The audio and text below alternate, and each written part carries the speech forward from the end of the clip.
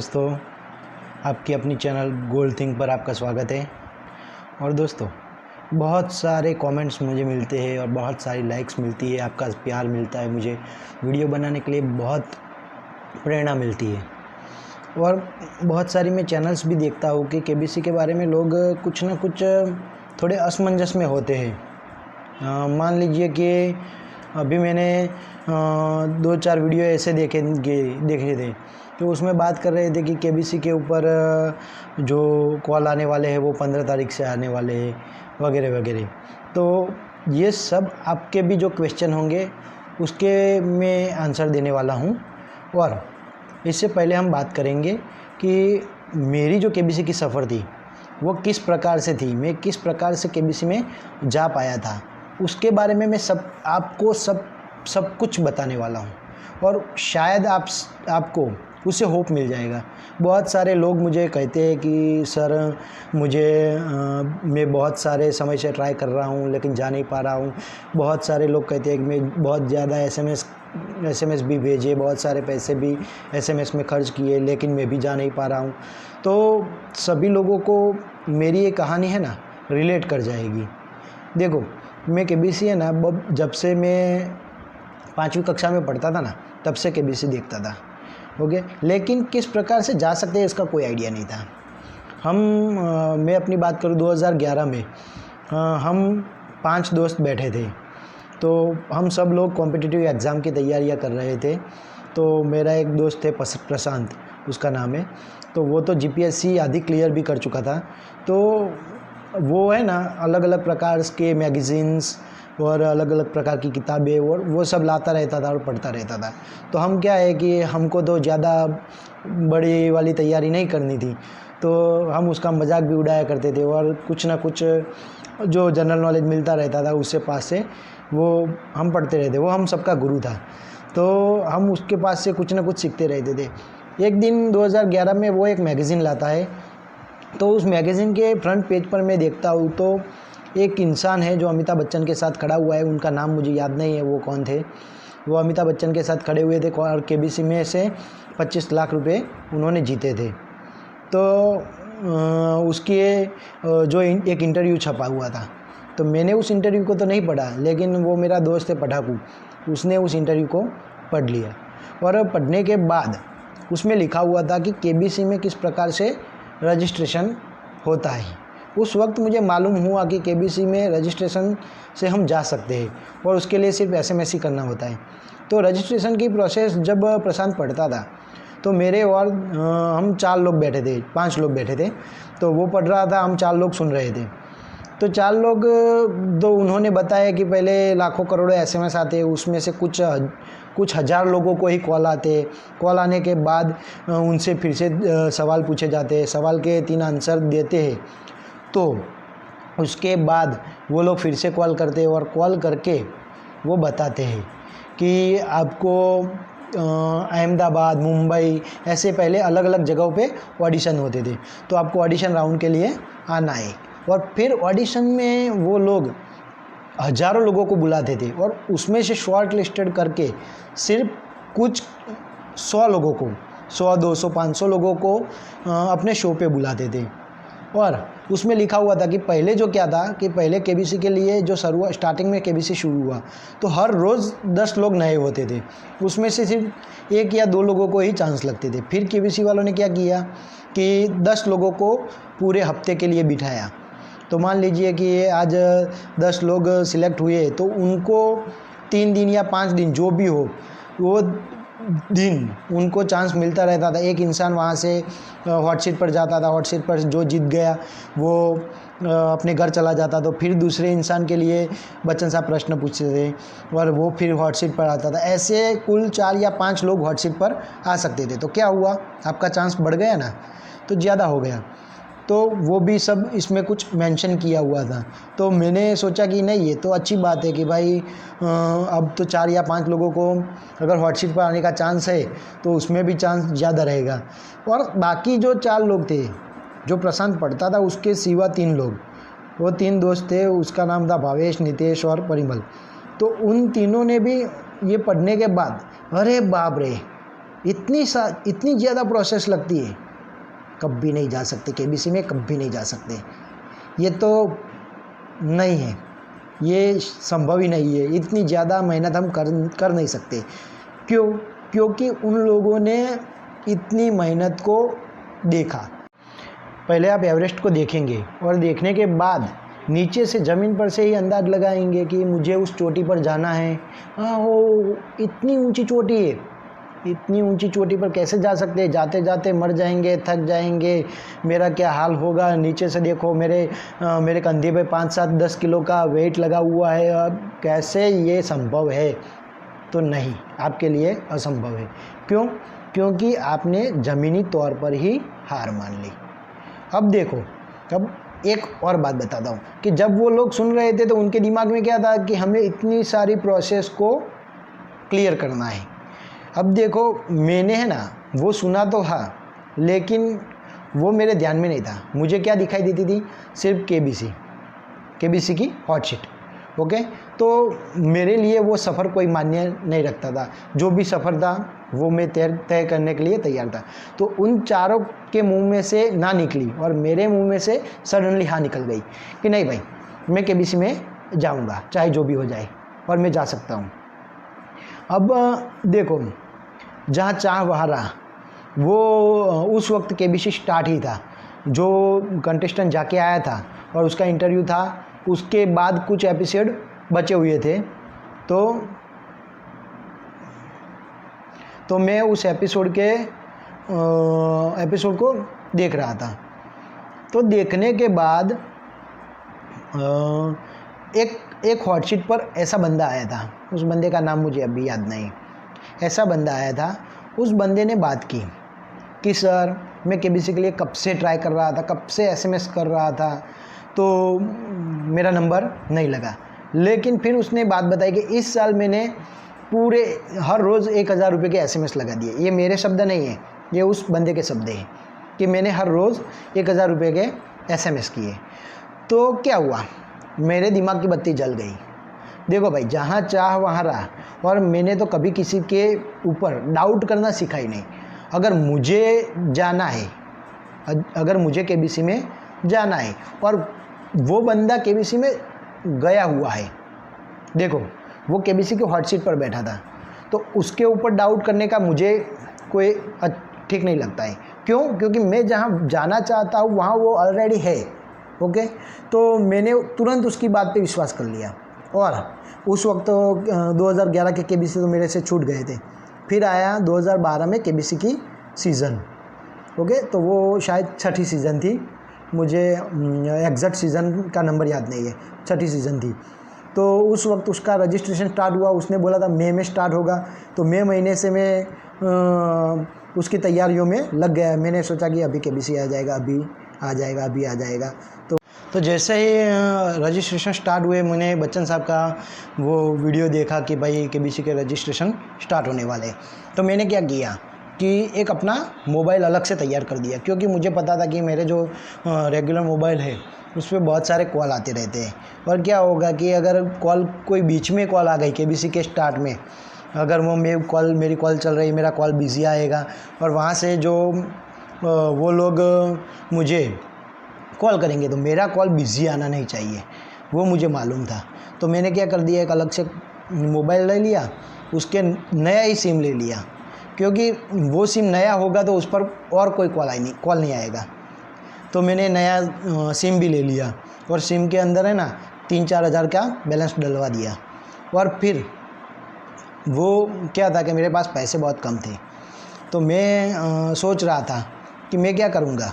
मैंने एक स्ट्रेटजी बनाई कि पैसे भी बचाने हैं और केबीसी में भी जाना है। तो मैंने एक दिन है ना, पहले दिन मैंने 500 के एसएमएस कर डाले, दूसरे दिन मैंने 1000 के एसएमएस किए, तीसरे दिन मैंने एक एसएमएस किया। क्यों? क्योंकि अगर 2 दिन मैंने जो एसएमएस किया है उसमें से कॉल आ जाएगा तो मेरे बाकी के पैसे बच जाएंगे। तो मैंने इस प्रकार से किया। तो पहले 2 दिन मैंने 500 और 1000 रुपये के मैसेज किए थे। देखो, मैं आपको नहीं बता रहा हूँ मैं ऐसा नहीं कह रहा हूँ कि आप मेरी बात से सहमत ही हो।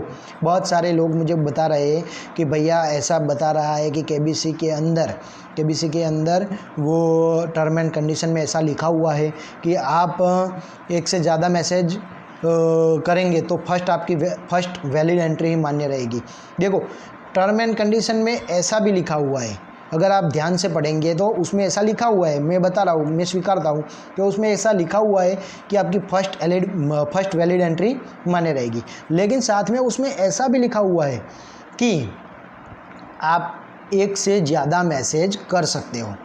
ऐसा क्यों लिखा होगा वो मुझे पता नहीं है, और आप मेरी बात से सहमत भी हो सकते हो, डिसएग्री भी हो सकते हो। आप जैसा चाहो वैसे मैसेज भेज सकते हो। देखो, आप जियो पे तो बिल्कुल फ्री मैसेज है, आप 100 मैसेज तो बिल्कुल फ्री में भेज सकते हो। तो आप इतना कष्ट उठा सकते हो केबीसी के लिए कि मैं फ्री वाले तो 100 SMS कर ही दूँ, तो कर सकते हो। और आज प्लेटफॉर्म भी बढ़ गए हैं, आप एप्लीकेशन से भी रजिस्ट्रेशन कर सकते हैं, SMS से भी रजिस्ट्रेशन कर सकते हैं। तो आप जिस प्रकार से चाहो उस प्रकार से मैसेज कर सकते हो। मैंने ऐसा किया, तो मैंने पहले 1000 के SMS भेजे, फिर 500 रुपये के SMS भेजे, और फिर तीसरे दिन गैप बनाई, 1 रुपये का SMS भेजा। तो तीसरे दिन मैंने, पहले 2 दिन तो कॉल नहीं आया, लेकिन तीसरे दिन मुझे कॉल आ गया। और कॉल में बहुत सारे लोग कमेंट में भी मुझे पूछते हैं कि कॉल में आपको क्या प्रश्न पूछे गए थे। तो मैं आपको बता दूं कि यहाँ आपको बताता हूँ। तो क्या हुआ कि 3 दिन के बाद मुझे कॉल आ गई केबीसी में से। तीसरे दिन जैसे ही मुझे कॉल आया, उन्होंने पहले मेरा नाम पूछा, क्योंकि हम जब मैसेज करते हैं तो उसमें लिखा हुआ है कि 24M, तो यानी कि वो बात करने वाला इंसान पुरुष होना चाहिए, 24 साल का होना चाहिए। तो नाम आप बता सकते हो, जो भी बताना हो। तो मैंने पहले अपना नाम बताया, फिर मैं कहाँ से हूँ, मैंने अपना पता बताया, फिर मैं क्या कर रहा हूँ फ़िलहाल, वो सब मैंने बता दिया। और उसके बाद उन्होंने मेरा फ़ोन वो कंप्यूटर के ज़रिए ट्रांसफ़र कर दिया। और फिर कंप्यूटर ने मुझे 3 सवाल किए। तो पहला सवाल था मेरा कि माखन चोर किसे कहते हैं। तो जैसे ही सवाल सुना, मेरे मुंह पे मुस्कान आ गई, क्योंकि ये तो बहुत आसान है। तो मैंने तुरंत डायल कर दिया कि श्री कृष्ण को माखन चोर बोलते हैं। जैसे ही ऑप्शन मिला श्री कृष्ण, तो मैंने दबा दिया बटन। हमारा जो वो लोग हैं ना, ABCD ये बोलते हैं, तो हमको 1 2 3 या 4 दबा के उसका आंसर देना होता है। फिर दूसरा प्रश्न था कि किसी सीरियल का उन्होंने नाम बताया था कि ये धारावाहिक किस चैनल पर प्रसारित हो रही है। तो वो उस वक्त है ना, वो सोनी उन्होंने ऑप्शन दिया। तो मैंने तुक्का लगा दिया कि ये सोनी वाले हैं, कोई किसी और के बारे में तो नहीं पूछ सकते, तो मैंने सोनी दबा दिया। और तीसरा फिर उन्होंने मुझे सवाल किया कि आसाम से जो डिब्रूगढ़ जा रही है विवेकानंद एक्सप्रेस, विवेक एक्सप्रेस उसे बोलते हैं, विवेकानंद एक्सप्रेस, वो कितना किलोमीटर का अंतर तय करती है। तो मैंने बता दिया कि आप अब जो अंतर है उसे अंकों में दबाइए और फिर हैज़ डायल कीजिए। हैज़ जो वो है ना, स्टार 0 और उसके बाद हैज़ आता है, तो हैज़ डायल कीजिए। तो मैंने उस वक्त शायद 4700 ऐसा कुछ आंसर दिया था, और नियर अबाउट 4800 इतना कुछ डिस्टेंस वो तय करती है, आसाम से डिब्रूगढ़ जाती है। तो वो भी मेरा जो आंसर है वो ठीक ठाक रहा था। फिर मैंने सबसे पहले आके वो चेक किया कि जो मैंने दूसरा उत्तर दिया है कि किस चैनल पर ये सीरियल आती है, तो वो मैंने देखा तो सोनी ही था। तो मैं खुश हो गया कि मेरे तीनों जो सवाल है उसके जो उत्तर दिए वो ठीक ठाक से दिए। तो फिर क्या हुआ कि भाई मैं थोड़ा रेस्ट कर रहा था कि भाई चलो अब पहला स्टेप तो ख़त्म हो गया, फिर आगे भगवान की मर्ज़ी। अब क्या हुआ कि 3 दिन के बाद वो मैंने एक SMS तो किए थे, लेकिन वो क्या है कि भाई पहले दिन आपने SMS किया हो, मान लीजिए कि इस साल आपने SMS किया हो पहले दिन, तो उसका वो 5 दिन के लिए आपको कॉल कर सकते हैं। फिर दूसरे दिन के लिए दूसरे दिन से 5 दिन तक कॉल कर सकते हैं। तो मैंने पहले दिन 500 का SMS किया था, दूसरे दिन 1000 का भी SMS किया था। तो फिर क्या है, दूसरे ही दिन मुझको कॉल आ गया एक, और उस कॉल में बताया कि आपको अहमदाबाद आना है और इस तारीख पे आप आ सकते हो। तो मैंने बता दिया कि हाँ भाई, मैं इस तारीख पे फ्री हूँ, क्योंकि आपके पास कोई चॉइस नहीं होती उस वक्त, कोई चॉइस होती नहीं। वो डेट बताते उस वक्त आप उपलब्ध हो तो आप जा सकते हो, अगर आप उपलब्ध नहीं हो तो वो तो आपके लिए रुकने वाले नहीं है। तो मैंने तुरंत हाँ कह दिया कि मैं वो तैयार हूँ और मैं आ जाऊँगा। फिर उन्होंने मुझे कह दिया कि उस वक्त आपको एक आईडी प्रूफ साथ में लाना है, ओके, और आप इस तारीख पे इस समय पे वो हॉल बैंक्वेट का नाम दिया था, उस आंगन बैंक्वेट ऐसा नाम था मुझे शायद, हाँ आंगन बैंक्वेट ही था।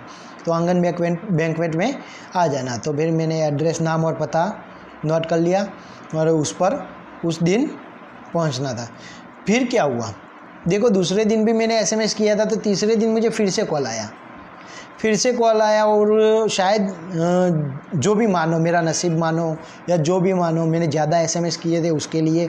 तो तीसरे दिन मुझे कॉल आ गया और फिर उनको पता नहीं था कि इस बंदे को हमने वो वहाँ बुला लिया है।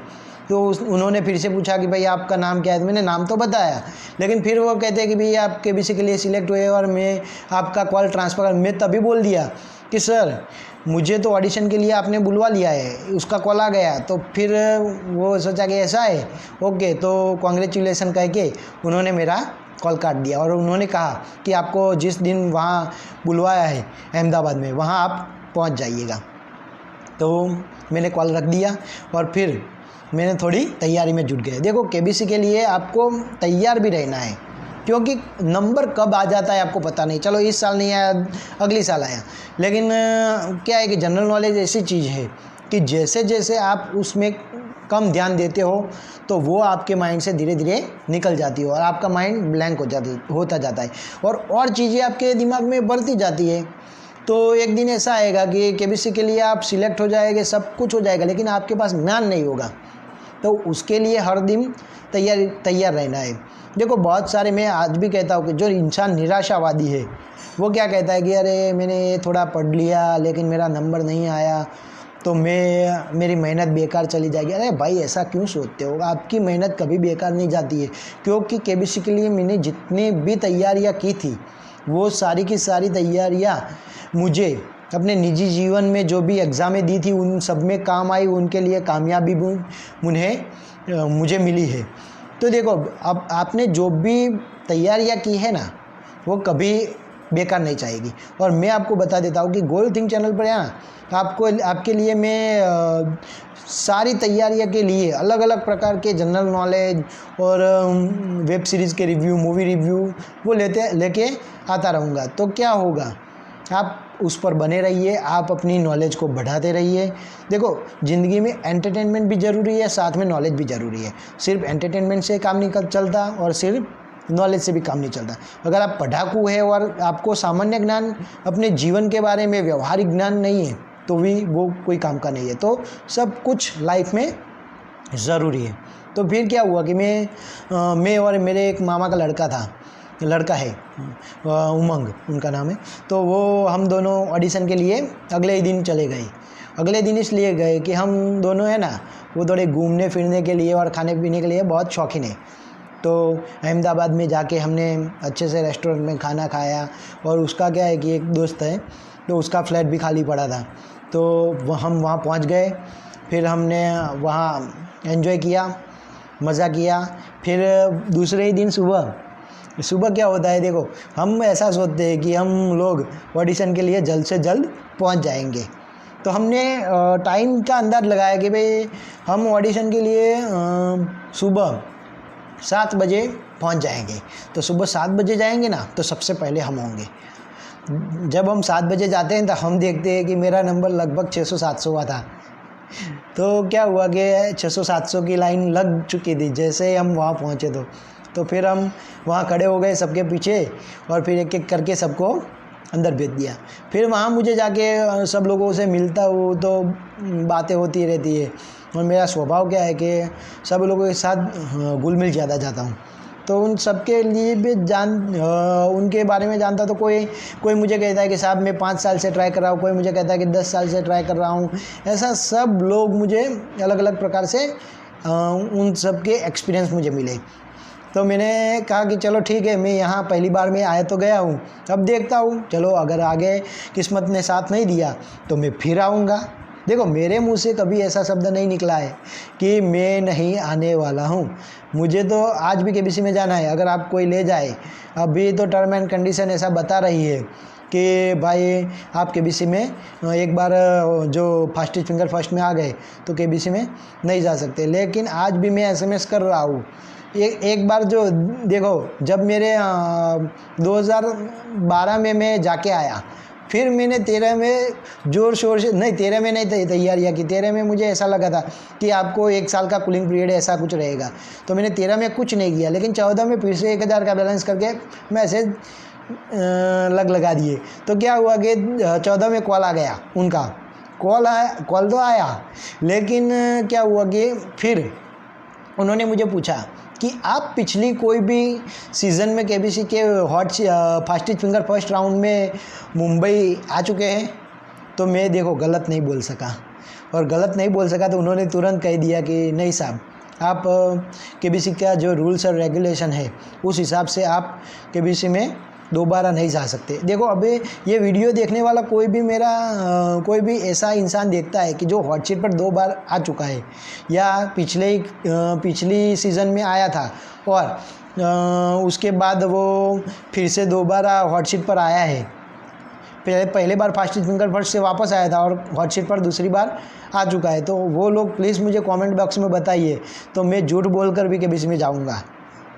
अगर आपने जिस प्रकार से किया है मैं उसी प्रकार से करूँगा। आपके ऊपर कोई भी शक नहीं करूँगा, पहली बात मेरी। क्योंकि आप जा चुके हैं, मुझे जाना है, देखो तो मैं 100% जाऊँगा, बराबर।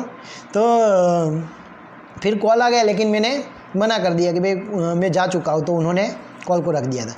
तो क्या हुआ है कि अब हम ऑडिशन में थे, तो ऑडिशन में फिर पहले तो उन्होंने क्या किया कि सब लोगों को ऐसे टी शर्ट पे एक नंबर लगा दिया अलग से, ये जो उनका यूनिक आईडी नंबर होता है वो चिपका दिया। फिर वो क्या, क्योंकि कैमरे के सामने जब आप आते हो तो उस वक्त वो नंबर के आधार पर पहचानते हैं, आपका चेहरा तो उनको याद नहीं रहता है और चेहरे के मुताबिक वो किसी को पहचानते भी नहीं है। तो उन्होंने ऐसा नंबर चिपका दिया और कहा कि ये पूरा दिन आपको रखना है, वो तोड़ना नहीं है। फिर मैंने क्या किया कि चलो ठीक बात है, वो रखेंगे हम। फिर हमको एक सीट पे बैठा दिया, सब अलग अलग सीटों पे एक चेयर दे दी, और उस हाथ में कुछ वो शीट दे दी, एक अलग सी आंसर शीट थी, तो वो दे दी। और एक बड़ी सी स्क्रीन पे बच्चन साहब ने हमें 10 प्रश्न पूछे। 10 प्रश्न के उत्तर ABCD में ही आते थे, तो वो 10 प्रश्न पूछे। हम सबको क्या करना था, वो प्रश्न है ना 30 सेकंड के बाद चला जाता था और दूसरा प्रश्न आ जाता था। सिर्फ हमारे पास 30 सेकंड ही थे। अगर 30 सेकंड के अंदर हम कोई कॉपी करने के लिए इधर उधर देखते हैं तो दूसरा प्रश्न आ जाएगा और दूसरा प्रश्न भी मिस हो जाएगा। तो हमने क्या, उन्होंने बता ही दिया था कि आपको सिर्फ अपने ऊपर ही ध्यान देना है। अगर हमें कुछ ऐसा मालूम हुआ कि आप कुछ गलत कर रहे हो तो हम यहाँ से ही आपको वापस भेज देंगे। तो ये तो नक्की था कि और कुछ करना नहीं है, जो भी आता है वो करना है। तो फिर क्या हुआ कि वो प्रश्न पूछते गए, हम टिक करते गए। वो प्रश्न मुझे अभी बिल्कुल याद नहीं, लेकिन वो है ना रिलेटिवली जो मुझे फ़ोन में पूछे गए थे या ऑडिशन के लिए जो पहले रजिस्ट्रेशन के लिए पूछे जाते, उससे थोड़े टफ थे। तो हमने ये कर लिया। फिर उसके बाद उन्होंने हमको एक बड़ी सी किताब दे दी, उसमें हमारे जीवन के ऊपर, निजी जीवन के ऊपर 60 जितने प्रश्न थे। कितने? 60। अब 60 प्रश्न थे तो वो हमें बिल्कुल अच्छे से फिल करना था। और मेरा एक्सपीरियंस बहुत कम था, मैं केबीसी में गया था उस वक्त में सिर्फ 24 ईयर का था। तो वो क्या है कि पैसे क्या है ना, और पैसे जीवन में कितने मायने रखते हैं ना, वो भी मुझे पता नहीं था। तो हमने वो प्रश्न फिल कर दिए। मुझे जितना, अब उस वक्त मुझे बहुत हिंदी भी नहीं आती थी, थोड़े शब्द मुझे हिंदी में कुछ ऑकवर्ड लग रहे थे। तो मैंने, जो मुझे मालूम नहीं था, वो मेरे 1-2 दोस्त हैं, अगर वो वीडियो भी देखेंगे तो वो भी समझ जाएंगे कि मैं उनको कहीं मिला हुआ हूँ। उनको एक प्रश्न पूछा गया था, मैं उनकी बात करना चाहता हूँ, नाम मुझे याद नहीं है उनका, लेकिन जब केबीसी में एक प्रश्न पूछा गया था कि भाई आप अगर 1 करोड़ जीतोगे तो कहाँ जाना चाहोगे, तो उन साहब ने नॉर्वे लिखा था। वो बैंक में नौकरी कर रहे थे और उन्होंने बताया कि मेरा एक दोस्त है ना, नॉर्वे जाके आया है और वह जो आकाश के अलग अलग रंग का आकाश होता है तो वो मुझे बहुत पसंद है, मैं नॉर्वे जाऊँगा। भैया मुझे तो ज़्यादा बहुत दूर जाना नहीं था, मैंने गोवा लिख दिया कि मैं गोवा जाऊँगा। तो क्या हुआ कि गोवा में जाके भी आया था तो मुझे गोवा प्लेस पसंद था, तो इसलिए मैंने गोवा ही लिख दिया कि मैं ज़्यादा पैसा जीतूँगा तो गोवा जाऊँगा, और ऐसा सब कुछ लिख दिया। फिर क्या है कि उन्होंने वो किताबें ना थोड़े समय के बाद ले ली हमारे पास से, और हम सबको एक जगह पे बिठा दिया और कहा कि अब आप सबका पर्सनल इंटरव्यू होगा, आपको बारी बारी से अंदर जब आपको नाम से बुलाया जाए तो आना है। फिर क्या हुआ कि बहुत सारे लोग वहाँ, मुझे पता चला कि कुछ लोग मध्य प्रदेश से एमपी से आए थे, कुछ लोग राजस्थान से आए थे। वो एमपी राजस्थान का जो सेंटर था वो गुजरात में अहमदाबाद में था, तो बहुत सारे लोग दूर दूर से आए थे और उनकी ट्रेन की जो समय भी हो चुका था, और वो उस वक्त हम सुबह 7 से बैठे थे तो शाम 7 बजे शाम को 7 बजे मेरा इंटरव्यू में नंबर आया था। तो उस वक्त क्या था कि वो लोग भी केबीसी वाले बहुत सारे आपका ख्याल रखते हैं। उन्होंने पूछा कि भाई जो लोग दूर से हैं वो आप मुझे बता दीजिए पहले, तो हम क्या है कि उन लोगों को पहले इंटरव्यू ले लेंगे और उनको पहले जाने देंगे, तो क्या है कि वो लोग अपनी ट्रेन पकड़ सकते हैं। तो फिर उन लोगों को जाने दिया। मैंने भी कहा कि यार चलो कोई बात नहीं, हमको तो हम लेट नाइट लतीफ़ है, हम जब भी भेजेंगे घर पे तो जाएंगे, कोई दिक्कत नहीं है। अहमदाबाद से मेरा घर बहुत दूर नहीं था, तो और हमारे पास कार थी, तो उस वक्त कार से आते जाते में कोई दिक्कत नहीं थी, हमको कोई अलग से कोई ट्रेन या बस पकड़नी नहीं थी। तो मैं बैठा था इंतज़ार में, भैया आप जाके आओ, और जो जाके आता था फिर उनको एक बार पूछता भी था। मैं क्या है कि कॉर्नर में खड़ा हो गया, जो भी बाहर निकलता तो तुरंत उसे पकड़ लेता था और पूछता था कि भाई आपको कैसे कैसे प्रश्न पूछे गए, आपने क्या उत्तर दिया। तो कुछ लोग बताते थे कि वो ये गलत हो गया, वो ये मैंने जल्दबाजी में ऐसा आंसर दे दिया। तो देखो, जब भी आपको कोई प्रश्न पूछता है तो 1-2 सेकंड रुक जाओ ऐसे, फिर उत्तर देना, तो क्या है कि आपको सोचने का थोड़ा वक्त मिल जाएगा। और मैं जैसे ही बता रहा हूँ, पहले वीडियो से मैं कह रहा हूँ कि जो भी कहना है केबीसी के लिए आपको सच में सच कहना है, क्योंकि सच कहने से क्या होगा, सच का एक फ़ायदा ये है कि कभी सच आपको याद नहीं रखना पड़ता है।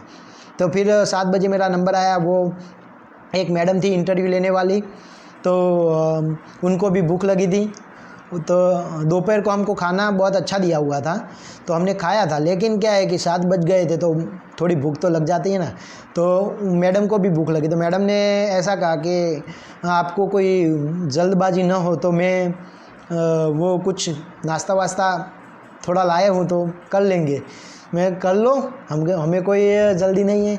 तो फिर उन्होंने थोड़ा मुझे भी दिया तो मैंने भी चखा, उन्होंने खाया, तो क्या है थोड़ी दोस्ती भी बन गई।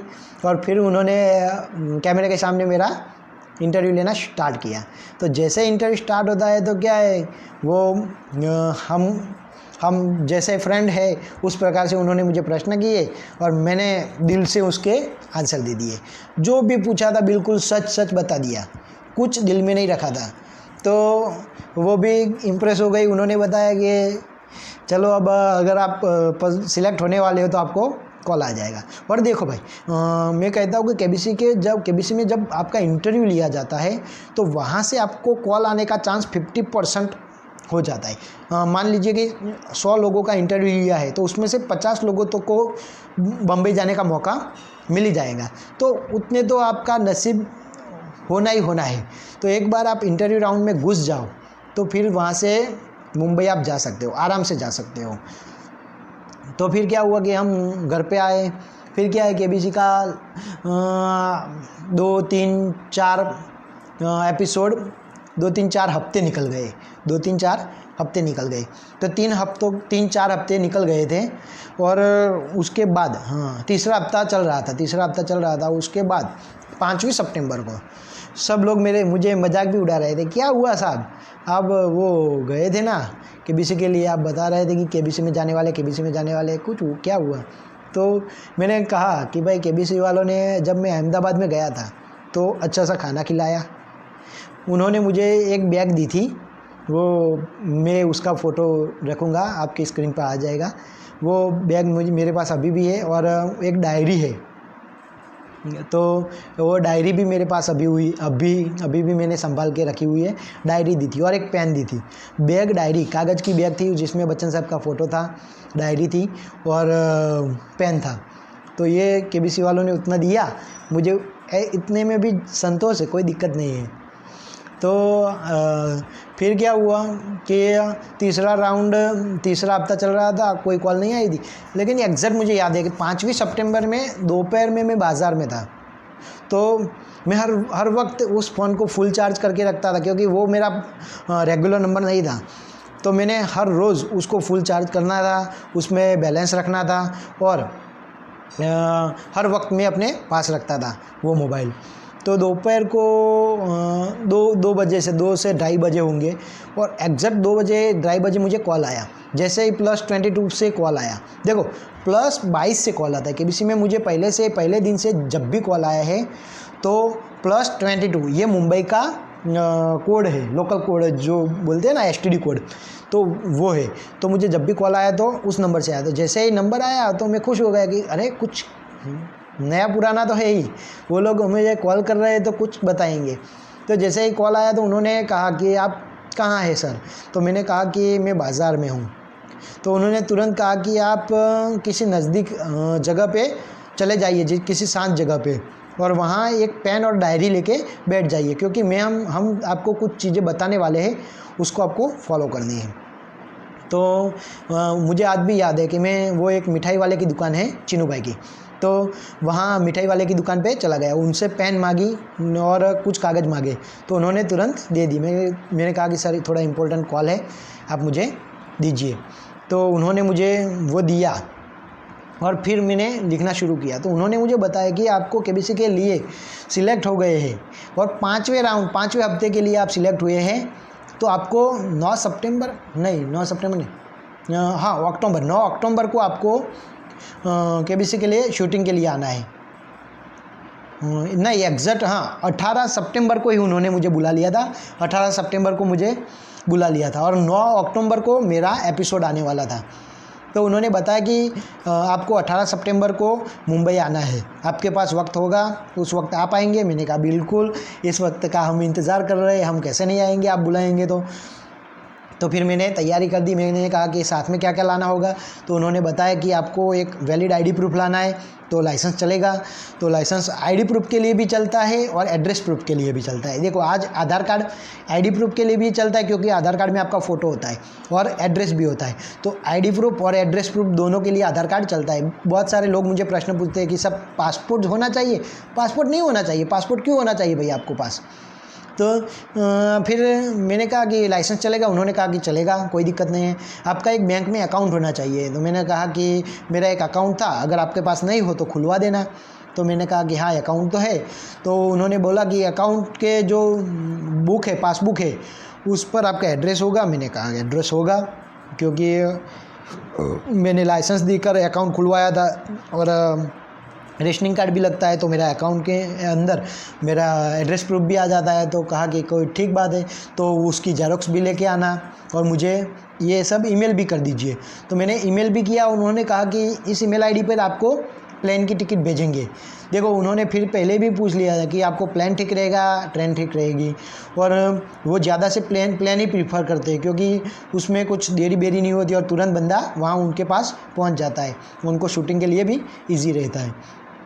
तो उन्होंने मुझे कहा कि आपको होटल में रहने के लिए जो आपका रजिस्ट्रेशन हुआ है उसके बारे में बता देते हैं, होटल का कॉन्टैक्ट नंबर दे देते हैं, साथ में प्लेन की टिकट भेज देते हैं, और आप अपने साथ एक इंसान को लेकर आ सकते हैं।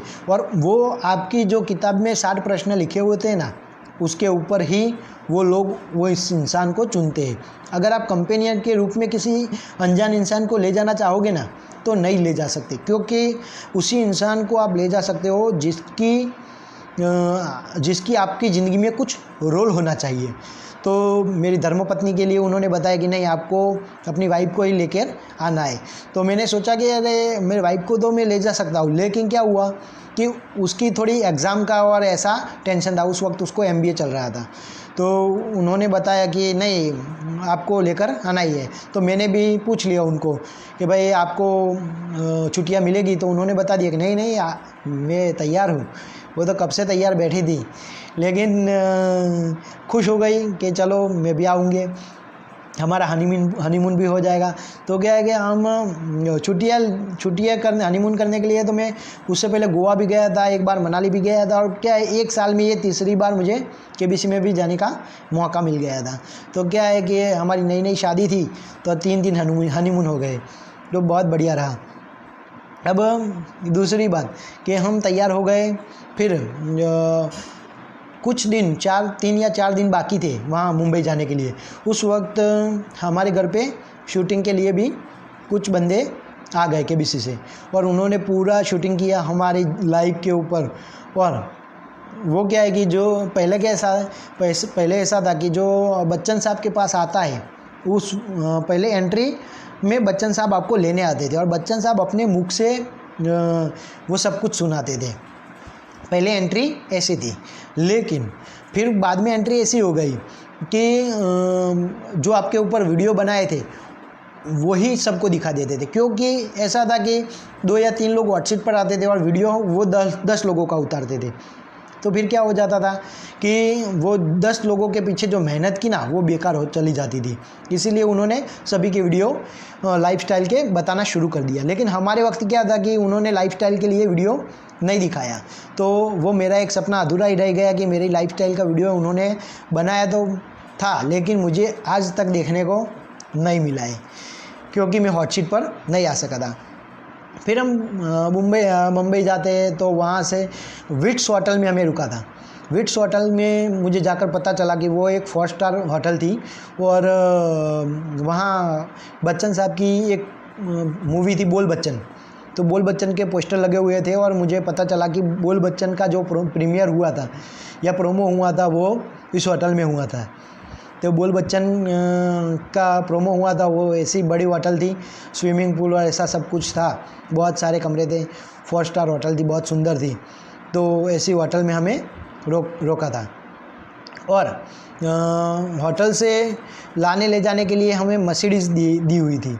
तो वो भी बैठने का एक अलग आनंद था, वो भी ले लिया। फिर क्या हुआ कि दूसरे दिन हमको शूटिंग के लिए वो अपनी गाड़ियों में वहाँ से हमको गोरेगांव ईस्ट में जहाँ स्टूडियो है वहाँ ले जाते हैं। तो देखो, होटल में खाने पीने के लिए बहुत सारा इंतज़ाम होता है। सुबह अगर नाश्ता देखेंगे तो 100 से 200 जात के अलग अलग डिश होंगे आपको नाश्ता करने के लिए, और खाने के लिए भी इतनी सारी वैरायटी होती है। अब मैं आपको सेट की कुछ थोड़ी बातें करता हूँ। तो KBC के सेट पर आप अपने अलावा, आप और अपने जो आपके साथ है उसके अलावा 2 या 3 लोगों को ले जाने की परमिशन है। तो मेरे साथ मेरा भाई आया था, बराबर। तो मेरे पहले वीडियो में उनका फ़ोटो भी है। तो मेरे 2 भाई आए थे, तो मेरे साथ वो भी थे। उनको एंट्री मिल जाती है, और वहाँ बैठने के लिए परमिशन भी दे दिया जाता है। फिर वहाँ शूटिंग स्टार्ट होती है। उससे पहले आपको क्या होता है कि ये जो सेट है ना, वो रिलायंस बिग सिनर्जी का सेट है मेरे ख्याल से, मुझे पक्का मालूम नहीं है, लेकिन तो बहुत बढ़िया सेट है। अगर आप पहली बार सेट पे जाओगे ना, तो इतनी रोशनी है, इतनी चकाचौंध है कि आप घर पे आके टीवी पे देखते हो ना, तो बहुत फीका लगता है। तो सोचो उस सेट पर कितनी सारी लाइटिंग होगी, बहुत सारी रोशनी होती है। देखो, तो फिर क्या हुआ कि वो KBC में जैसे ही हमको वहाँ ले जाते, तो वो एक प्रैक्टिस राउंड करवाते हैं आपको। तो प्रैक्टिस राउंड में मैं सिलेक्ट हो गया था, क्योंकि सभी कंटेस्टेंट के वो टैबलेट पे बिठाते हैं, और एक बंदा आता है, वो कुछ प्रैक्टिस के लिए 2-3 प्रश्न बोलता रहता है। फास्टेस्ट फिंगर फर्स्ट की प्रैक्टिस भी करवाते हैं। तो उन्होंने मुझे प्रैक्टिस करवाई, तो कुछ प्रैक्टिस भी हो गई, प्रैक्टिस में मेरा नंबर भी आ गया, मैं खुश हो गया, अरे वाह केबीसी में हॉट सीट पर भी मैं जा सकता हूँ। लेकिन क्या हुआ, जैसे किस्मत, बच्चन साहब जैसे हमको पहले नीचे सेट के नीचे एक सीढ़ी होती है, वहाँ सीढ़ी पे हमें खड़ा रखा था और बच्चन साहब की एंट्री हुई सीढ़ी में से, और उन्होंने कहा कि जैसे जैसे वो नीचे वाले बंदे ने कहा कि बच्चन साहब जैसे जैसे आपका नाम बुलाए मैं ऐसे करूँ तो आपको जाना है। तो मैंने पहली बार बच्चन साहब को अंधेरे में देखा, इतना चमक रहे थे, मैं खुश हो गया कि अरे पहली बार तो मैंने देखा तो किसी फरिश्ते से कम नहीं लगे, मुझे फरिश्ते जैसे लगे। तो मैं खुश हो गया उनको देख देख, अरे यार ये भी पैसे वसूल है, जितना ज़िंदगी में मिल गया वो सब एंजॉय करने के लिए है।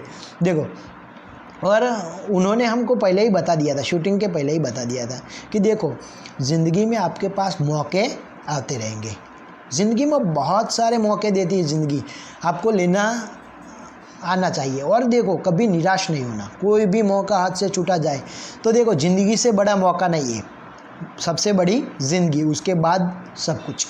तो देखो बहुत सारे लोगों को उन्होंने पहले ही बता दिया था कि अगर आपका केबीसी में नंबर नहीं आता तो बहुत सारे लोग कुछ ऐसा करते हैं कि पगला जाते और चीखते चिल्लाते रहते और बोल जाते हैं कि ये नहीं, मैं यहाँ से घर नहीं जाऊँगा, वो ऐसा वो वैसा, वो रोने लगते हैं ज़ोर ज़ोर से, ऐसा कुछ करने लगते हैं। तो वो हमको पहले से ही बता देते कि अगर आपको नंबर आता है या नहीं आता है, खेल दिली से पूरी खेलिए, खेल समझ के। देखो वर्ल्ड कप वाले, इंडिया वाले वर्ल्ड कप लेने जाते, हार भी जाते तो कोई दिक्कत नहीं है, दूसरी बार आएंगे, ऐसा क्या लूटा जा रहा है।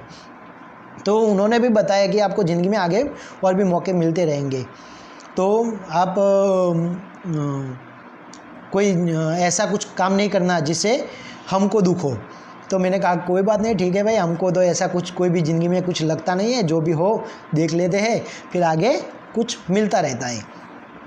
फिर पहली बार बच्चन साहब को देखा तो फरिश्ते जैसे लगे। और एक बात नोट करने लायक है, उन लोगों ने भी हमको पहले ही बता दिया था कि वो क्या है कि आपको शूटिंग के वक्त बच्चन साहब आपसे हाथ मिलाएंगे, और क्या है कि उनके हाथों की खुशबू आपके हाथों में चली जाएगी, और वो ऐसी अनोखी खुशबू होगी कि आप उसे सूंघते ही रहेंगे, बार बार सूंघते रहेंगे।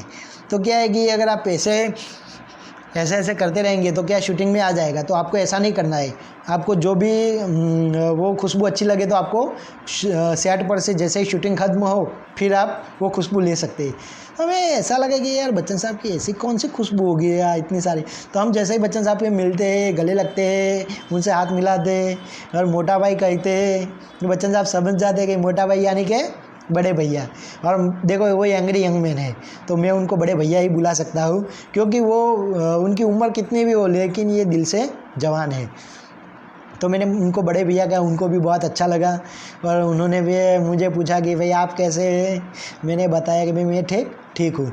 लेकिन जैसे ही मैं सेट पर वहाँ से बच्चन साहब से मिलकर अपनी कुर्सी पर बैठा तो मैंने ऐसा किया तो अरे बहुत बढ़िया स्मेल आई, तो फिर बहुत बढ़िया खुशबू आ गई। तो मुझे लगा कि वो बंदा ठीक कह रहा था। तो जब भी ब्रेक आती थी तो मैं वो खुशबू लेता रहा कि अरे यार ये खुशबू, देखो वो खुशबू मुझे उस दिन जो आई थी उसके बाद आज तक कभी नहीं आई है, और अगर आज मिल भी जाए ना तो मैं उसे पहचान लूँगा, ऐसी अनूठी सुगंध थी।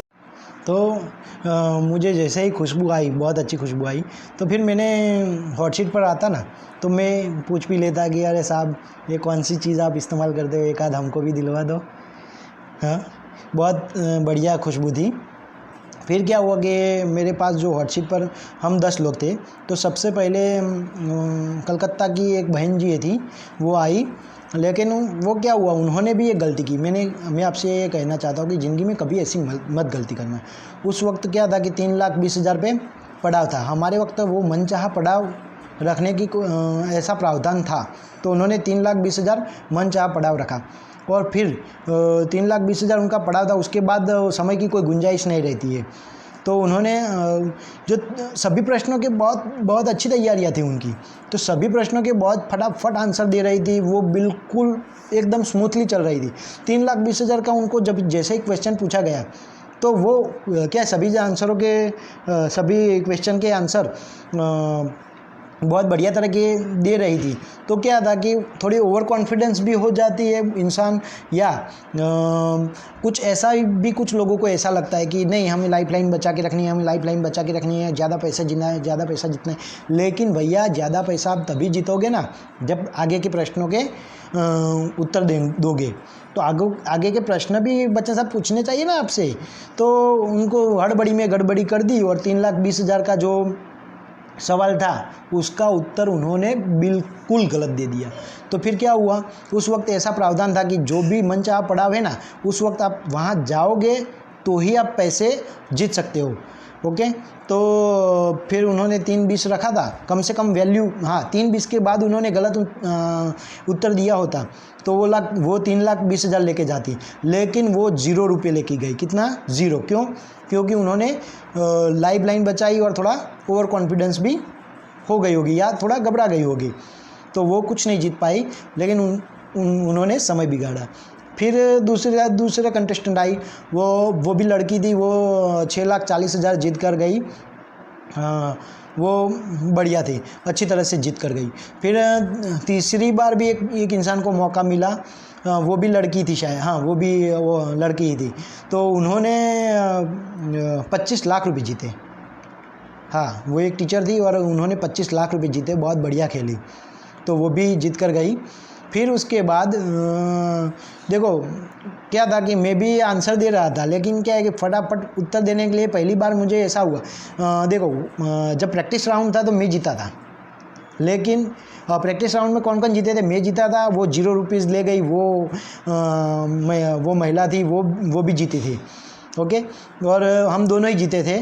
और ऑडिशन जो फाइनल राउंड आया उसमें हम दोनों का, मेरा नंबर नहीं लगा और उनका 0 रुपये मिले, तो पूरा का पूरा उल्टा हो गया। फिर तीसरा, वो एक राजस्थान के बंदे थे, वो आ गए और खेडूत थे, कोई किसान थे, वो 6,40,000 जीते। लेकिन उन्होंने क्या किया कि 6,40 के ऊपर जो भी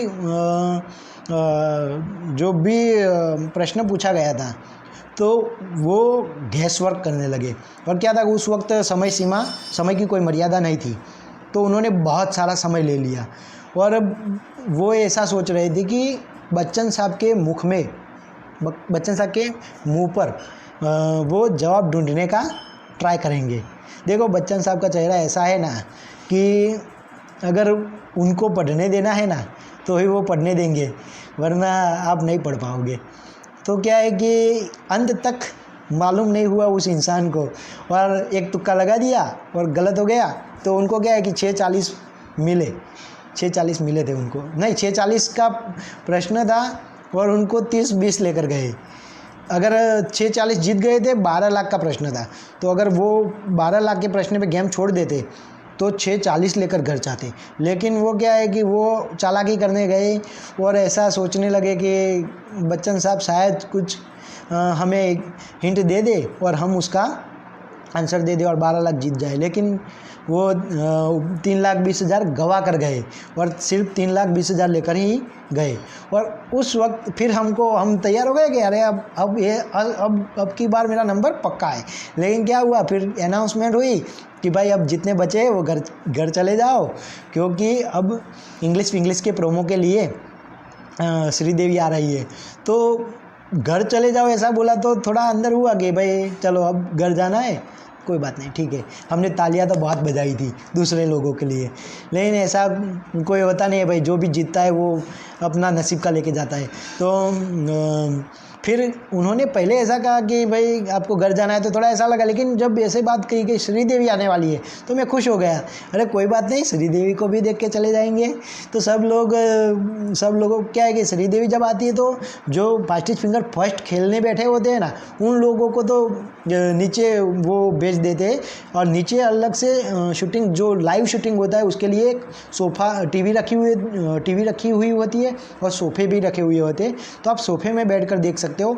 लाइव जो जहाँ खेला जाता है उस सेट पर आप नहीं बैठ सकते। क्यों? क्योंकि कैमरा आपको शूटिंग कर लेगा, तो वो वहाँ आप नहीं बैठ सकते। तो कोई बात नहीं, हमें नीचे भेज दिया गया। लेकिन मैं तो इस फिराक में था कि मैं श्रीदेवी को नज़दीक से देख पाऊँ। तो जैसे ही श्रीदेवी का एंटर हुआ तो मैं वहाँ से चुपके से निकल गया और बाहर आ गया। तो जहाँ हम खड़े रहते थे और सीढ़ी से एंट्री लेते थे, उस एंट्री पॉइंट पे मैं पहुँच गया।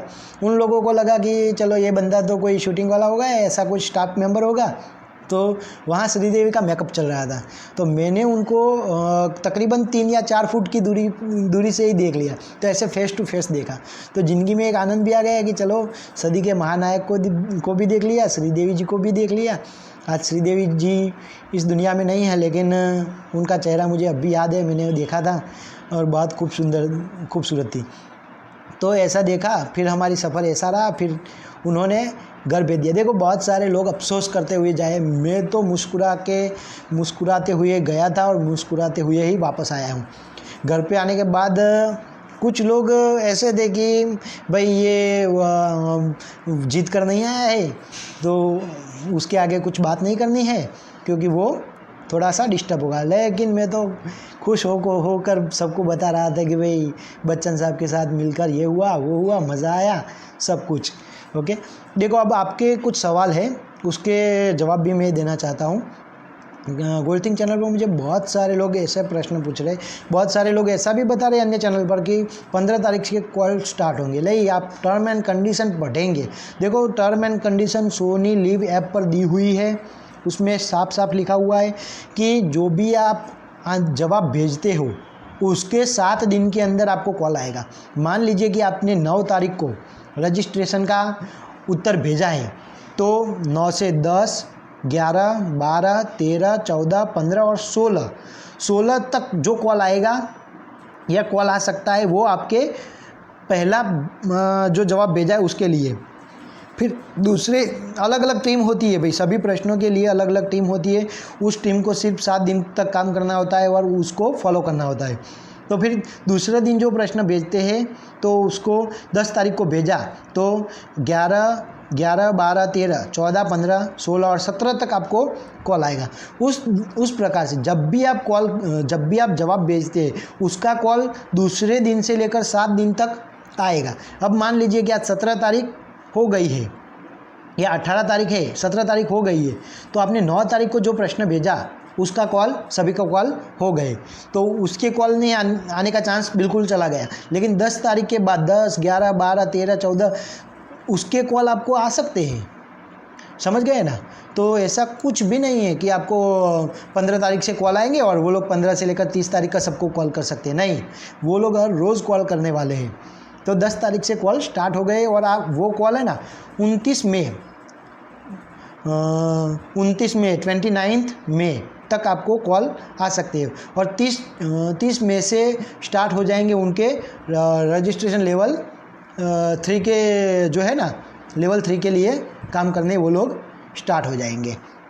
तो चलो दोस्तों, उम्मीद करता हूँ कि वीडियो आपको पसंद आया होगा और आप इस चैनल पर पहली बार आए हैं तो आप चैनल को सब्सक्राइब ज़रूर कीजिए, बेल आइकन दबा दीजिए, दोस्तों के साथ शेयर कीजिए। वीडियो अच्छा लगा हो तो कमेंट बॉक्स में बताइए। ओके, धन्यवाद।